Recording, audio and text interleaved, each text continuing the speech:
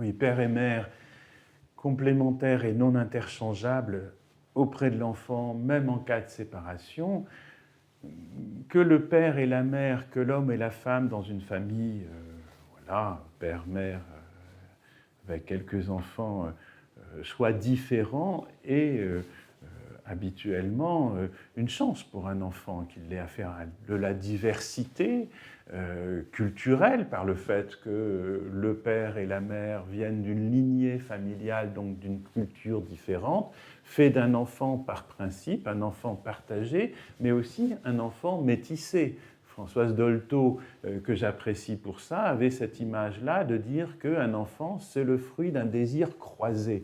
On a cru que l'essentiel était qu'il fût le fruit d'un désir, mais l'essentiel est que ce désir soit croisé, c'est-à-dire partagé, métissé, deux cultures, deux lignées. Il se trouve que cette complémentarité-là, cette combinaison, cette conjugaison des histoires est une difficulté dans le couple, assurément, parce que, quitte à prendre le contre-pied de la formulation de la question, il n'y a pas de complémentarité totale.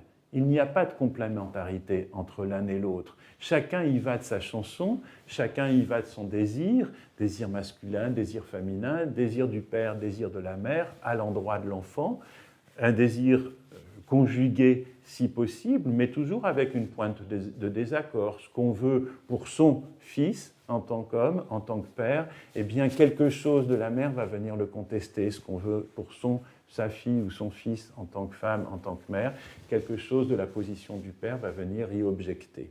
Et c'est dans cet agencement délicat des places conjugales que l'enfant, pour autant que ça ne coïncide pas, va trouver un espace de liberté dans lequel se construire, à condition qu'il y ait suffisamment d'accord quand même entre l'un et l'autre. Et quand le désaccord survient, il y a quelque chose finalement de la possessivité qui va s'emparer de chacun, du renoncement au partage, du non-consentement à ce que son enfant soit également l'enfant de l'autre, ce qui impose une perte, ce qui oblige à une forme de consentement à ne pas le posséder. Eh bien, il y a cet effort fait pour occuper une place parentale, ne pas être tout pour son enfant, que son enfant ne soit pas tout pour soi. Il y a cet effort fait auquel on risque de renoncer. Pourquoi ?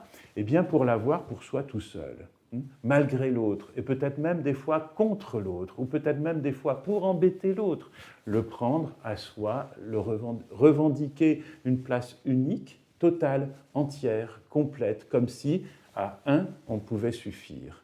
Alors effectivement, force est de constater que ça fait des dommages.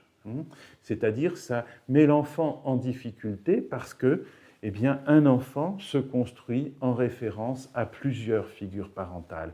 C'est la condition de la subjectivation, c'est la condition du développement de l'enfant.